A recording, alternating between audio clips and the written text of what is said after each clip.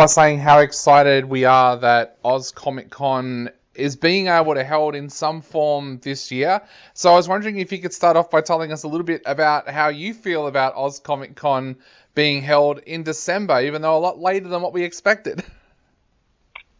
I'm probably in the same camp as hopefully the tens of thousands of people who want to come along, and that is that it's great that we've got conventions back.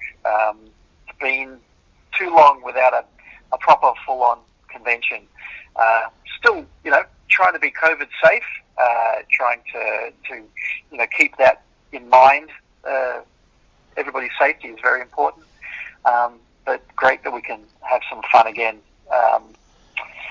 There's been a few smaller events in the last 12 months, I guess, but to see them coming back at almost full strength is great. Very exciting. From what I hear from people all over the place, it's just everyone's really excited that it's back. Now, you're in the same boat as me. You're considered a veteran of the comic book world, and I'm probably getting up in that age now where I'm considered a veteran of the pop culture world. Have you ever seen anything like this before? And what has that been like for you, not having any conventions or anything like that during the last 18 months? Yeah, it's weird, isn't it? There was definitely a period in Australia where there was basically no comic conventions. So back when I first started making comics in the 90s, there was a convention called OzCon, not Oz Comic Con, but OzCon, and that was run by the wonderful people who run King's Comics in Sydney still. So they put together a comic convention, which went for about 7 years, I think, and that was a really good run. It was really important for the comic making artists in this country, Sydney especially, because it was very Sydney centric. But to have that touchstone every year, it was a once a year event for most of its time.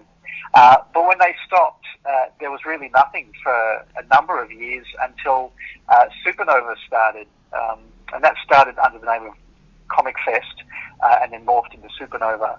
And that was the first time we had a really big regular comic convention, and Oz Comic Con followed soon after that. So, and in the period since then, 20 odd years, it's been a boom.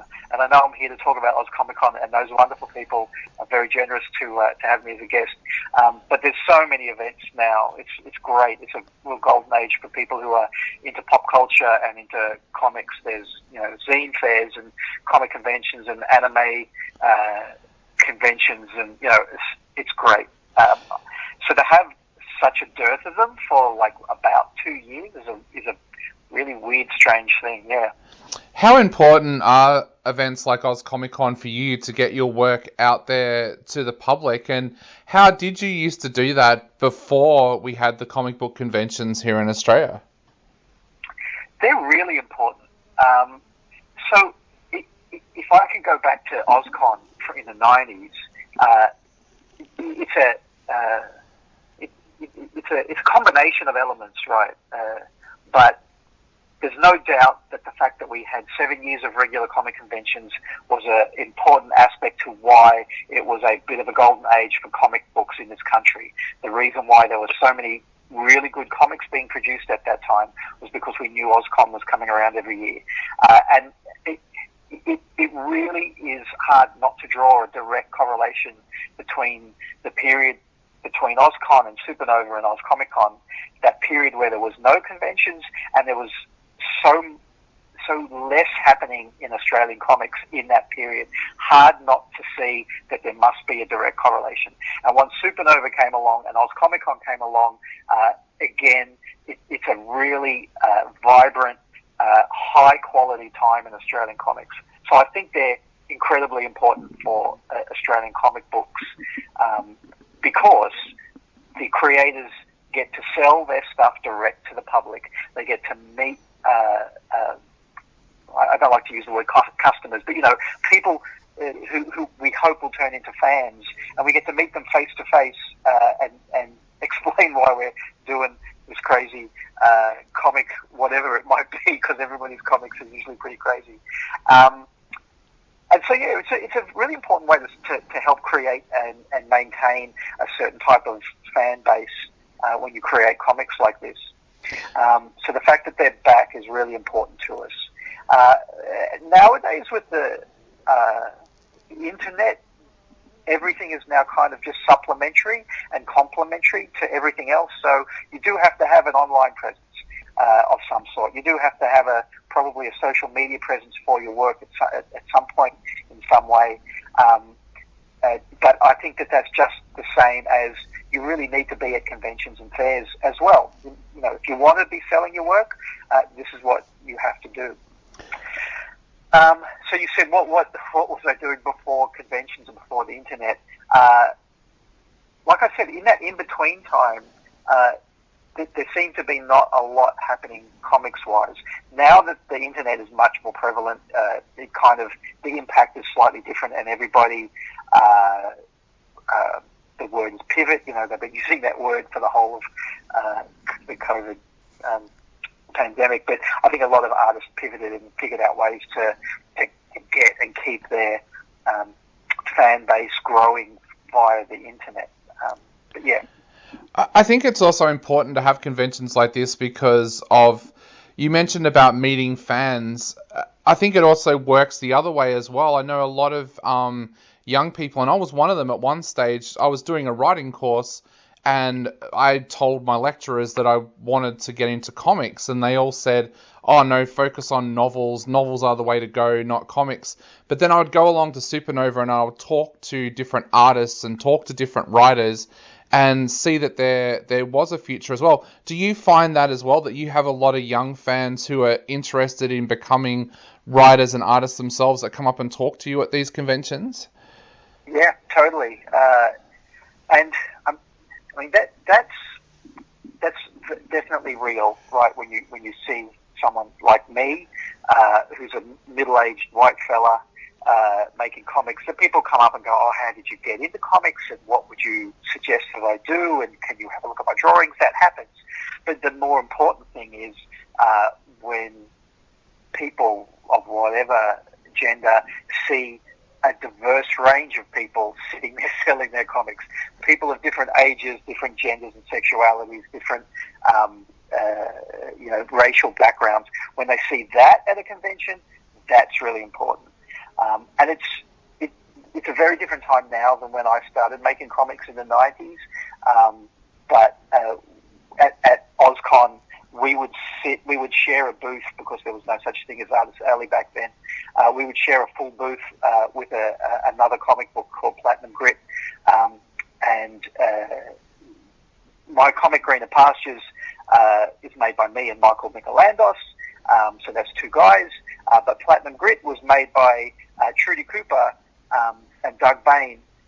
And to have a really visibly, or to have a visible presence of a female creator was very inspiring to a lot of creators who otherwise went, "Oh, I thought only blokes made comics. Like, really, this is a comic made by a woman? Well, I might have to have a look at that to see, what's in the comic, and maybe me as a female creative person myself, maybe I can make comics as well." Very important, and that happens even now. I have specific conversations with female creators who say that is a major reason why they continue to come to conventions, so that they can be a visible presence to other female creators or prospective creators. Definitely. And Tim, talking about your work and talking about Greener Pastures, what have you been working on during the pandemic? Like a lot of comic book creators in this country, it is a part-time thing. You do it, and mostly for the love. There are a few people in this country who actually make their living from comics, but that's mostly working for the international publishers. Greener Pastures is self-published. We make it ourselves. So it doesn't make me a living, to put it bluntly. Yeah. So around my other work, my paid work, I have been working on new Greener Pastures pages. Because like I was saying, I was making comics in the 90s, and that was Greener Pastures then as well. And the comic is about a bull who decides that life on the farm is kind of unfulfilling, and there must be more to life than this. So he's an actual, stud bull on a farm, but somehow he stands on his hind legs and knocks on the farmer's door and says, there must be more to life than this. And that's kind of the jumping off point for the story. And when we were doing that, we were like in our early 20s. Michael and I were in our early 20s, and we're now in our early 50s, and we're revisiting the character, and we're jumping that period between when Trevor, that's the bull's name, when Trevor was at university, which is what we were writing about before, and what his life is like now as a middle-aged tax lawyer. So that's what I've been working on. I've been working on the new pages of that with Michael. Michael's written the script, and I draw the book. So that's what we've been working on. And at the moment, we used to self-publish Greener Pastures as a 20 to 40 page comic. Every few months we publish the next issue. And what we're doing this time is we're working on this as a full graphic novel rather than smaller issues. But if we were going to wait until the graphic novel was finished, you'd probably be waiting too long to get the whole story. So we're putting it out in installments in an anthology comic called Adventure Illustrated, which is published by a publisher from Hobart called Cyclone Comics. So that's what I'm working on. I'm working on the further adventures of Trevor Bovis in Greener Pastures, and that's being serialized in Adventure Illustrated. Does that make sense? Yeah, it does. And Tim, if our listeners out there want to go and buy copies of Greener Pastures, where can they go to buy copies at the moment? So, like I said, it's being published by Cyclone Comics, so I don't have a lot of control about where it goes, but I know that King's Comics here in Sydney have got it. I'm not sure about interstate what comic shops have got it, but definitely online, not hard to find. If you go to my website, which is greenerpasturescomic.com, there's links there to a web store where you can buy the old copies, which I've still got, and they're really great fun, and to buy the new Adventure Illustrated as well as a few other bits and pieces. I think it's probably the easiest way to find me, greenerpasturescomic.com. Yep. And we've got right now, if I can plug this, right now we're kickstarting the second issue of Adventure Illustrated. So if you go to Kickstarter and look for Adventure Illustrator, there's about 2 weeks left on the second issue. You can even buy sketch cover editions of that where we draw an original drawing on a blank cover. Instead of getting the normal printed cover, you get an original drawing on the cover instead. So there's that as well at this point. Yeah. Awesome, and we'll put a link up there to your website as well so that people can jump on there and check out all the work you're doing. Tim, to finish up, what would you like to say to people out there that are thinking about coming along to Oz Comic Con? Because I've got a feeling there's going to be a lot of people come this time that it might be their first time coming to Oz Comic Con. What would I say to people who are thinking of coming? If you think that there might be something there that would be of interest to you, then you've got to come, because if you think there's a little thing that might interest you, you will be there the whole day and you'll just be blown away by all the stuff to look at. Once you're in the door, there's panels with Q&As with actors and voice actors and creative people like me, cosplayers, how they make their costumes, how you make comics, what's it like to be in a TV show, all of that kind of stuff. Plenty of traders, people like me who are guests who are selling our wares, but also a huge artist alley full of people who are selling all sorts of different things. There's the big kind of retailers as well, like Pop Culture and King's Comics, and I don't know who else will be there. I haven't seen a list, but they're the kind of people who are normally at these things. And just on top of that, the way that a lot of people discuss coming to an event like this is they often feel like they've found their tribe, and they always thought there weren't that many people around who were into whatever it is that they're into, Star Wars, Lord of the Rings, The Flash, whatever, and then they'll see that they're not alone. There's heaps of people into all sorts of different kind of fandoms, and anime and cartoons and movies. So you've got to come with an open mind and be ready to be entertained.